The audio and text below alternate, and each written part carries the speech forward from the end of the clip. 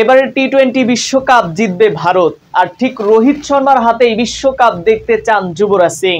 বিরাট কোহলি আর রোহিত শর্মার শেষ বিশ্বকাপ জেতার সম্ভাবনা নিয়ে কি বলছে যুবরাজ, বিস্তারিত থাকছে রাইপ আহমেদ হৃদয় লেখা প্রতিবেদনে।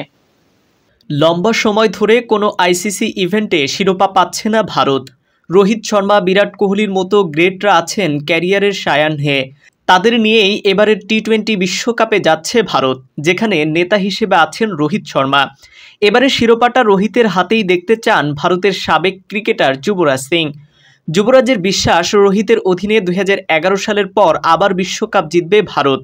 আইসিসির সঙ্গে আলাপকালে যুবরাজ বলেছেন, সত্যি আমি রোহিত শর্মাকে একটি বিশ্বকাপ ট্রফি এবং একটি বিশ্বকাপ পদক সহ দেখতে চাই। সত্যিকার অর্থে সে এটার প্রাপ্য, খুব গুরুত্বপূর্ণ হবে। আমাদের সত্যি ভালো একজন অধিনায়ক দরকার একজন বুদ্ধিদীপ্ত অধিনায়ক, যে কিনা না চাপের মধ্যেও সিদ্ধান্ত নিতে পারবে। রোহিতের অধিনায়কত্ব নিয়ে যুবরাজ আরও বলেছেন, আমাদের 2023 ওয়ানডে বিশ্বকাপের ফাইনালে হেরে যাওয়ার ম্যাচে সে অধিনায়ক ছিল। সে 5টি আইপিএল ট্রফি জিতেছে। ভারতকে নেতৃত্ব দেওয়ার জন্য তার মতো একজনকেই প্রয়োজন।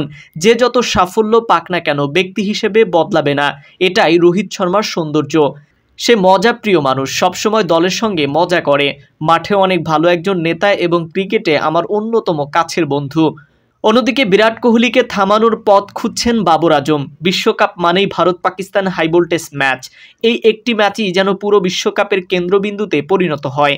গত কয়েকটি বছর এমনই হয়ে আসছে। আবার সবশেষ বিশ্বকাপগুলোতে ভারতের মুখোমুখি হলেই পাকিস্তান সবচেয়ে বেশি ভোগে বিরাট কোহলির কাছে। সেই কোহলিকেই থামানোর পথ খুঁজছেন এবার পাকিস্তান। আসন্ন টি-20 বিশ্বকাপে ভারতের বিরুদ্ধে পাকিস্তানের লড়াই 9 জুন নিউ ইয়র্কে। আয়ারল্যান্ড এবং ইংল্যান্ডের বিপক্ষে টি-20 সিরিজ খেলতে রওনা হবার আগে সাংবাদিকদের বাবর আজম জানিয়েছেন, বিরাটকে থামানোর জন্য তারা প্রয়োজনীয় রণনীতি তৈরি করবেন। বাবর বলেন, আমরা সবসময় দলের বিরুদ্ধেই রণনীতি তৈরি করেছি।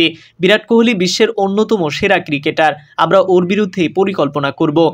2022 সালে টি-20 বিশ্বকাপে 53 বলে 82 রান করে প্রায় একাই পাকিস্তানকে হারিয়েছিলেন কোহলি, যা এখনও ভুলতে পারেননি বাবর। এদিনই আবার বড় ঘোষণা করা হলো পাকিস্তান ক্রিকেট বোর্ডের পক্ষ থেকে। জানানো হয়েছে, বিশ্বকাপ জিততে পারলে প্রত্যেক ক্রিকেটারকে $1 লাখ করে অর্থ পুরস্কার দেয়া হবে।